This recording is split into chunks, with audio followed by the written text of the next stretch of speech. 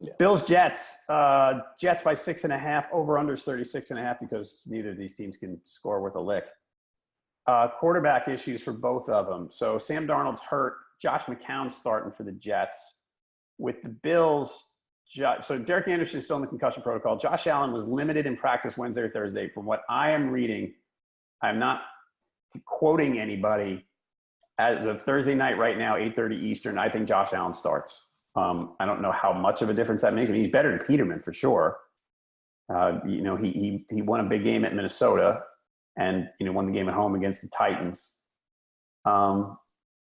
I don't know. I still like the Jets. I mean, if it's Peterman, I slam dunk like the Jets, given 6.5.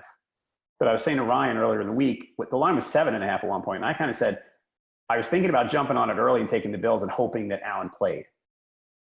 But I didn't do that. I got 6.5. And just because I don't know who's going to play and because I think Allen's a bit of a disaster in his own right sometimes, I'm going to take the Jets and give the points and think they ground and pounded at home, even though the Bills' defense is good. I think they might be at a breaking point because they've had to carry everything. Yeah, I had the Jets straight up, and I actually had the Bills at 7.5. That's what I took it at. Okay. You know what? What do you think about Josh McCown? He's a guy who's played. How old is McCown? He's 39. 39, I think. Yeah. He's been playing since 2002. Since that was when you turned like 45, right, John? Something like that. Wow! Look at that! Look at that shot you took at me. Anywho, no, but he's one of those guys who's a solid guy. Started 13 games last year for the Jets, won 5-8. Did some decent things. 18 touchdowns against 9 picks. So solid guy. I don't mind. Maybe at this point, it's maybe even better to have him as a starting quarterback as opposed to Darnold, just because Darnold hasn't played that well. So he may give the Jets a better chance to do well, or at least to be okay.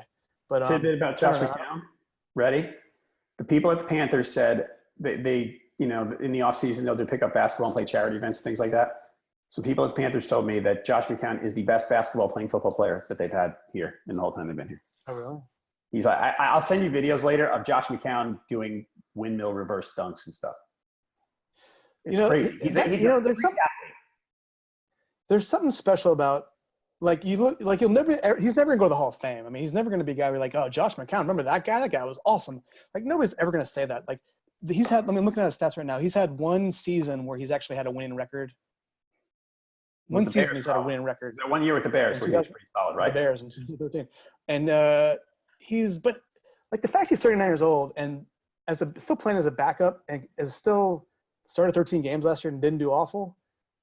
That's pretty awesome, I think. Yeah, I agree. But I don't think he's going to cover. So. He's not going to. He's most likely. Look, I mean, Darnold's a rookie, and we're going to cut him some slack. But Josh McCown's a lot less likely to throw 3 interceptions than Darnold is. So, right. I think and like I said, the Bills, their defense is good, but at some point they're going to break. They have to every week they have to carry the load. They look across and they go, "Wow, our teammates only scored 2 points again." So, Cam Newton just threw a horrendous interception. Pick 6, touchdown Steelers. Look at that. Cam was about to get sacked in the end zone, and he decided to fling it to the middle of the field. Not his best decision, I would say. So Panthers are no longer one of the best teams in the NFC, I don't think. Yeah, they stink. We can revisit this. Oh, me. All right. This escalated quickly, as Ron Burgundy would say. All right, so I will say to you, and I actually mentioned this with Ryan, I changed a couple of picks late in the game last week because of injury news and things. Look, we're doing this on Thursday. I'm going to reserve the right, and so is Josh, to change a pick or two here and there. You want to check it on NFLPickwatch.com, go ahead. I'm not going to do it all over the board, but there might be a couple with injury news that, and sometimes I'm right, sometimes I'm wrong. I think I was 1-1 on the switches last week, but this is 7.5 with Allen starting. I still might flip a little bit if this spread doesn't change. What should we do next week on Pickwatch that Sean should have done is to keep track of all of your picks that you change and see if you actually do better with it. I agree. That's a good one. Sean's watching, by the way. So 1:30 a.m. in England. It's late. Yeah, go to bed, man.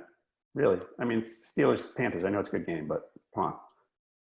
Anyway, all right. Anyway, so you and I, let's see, Jets, Bills. I have the Jets. You have the Bills on Pickwatch. We are at 53% of the experts are taking the Bills with the points. 57% of the fans taking the Bills with the points.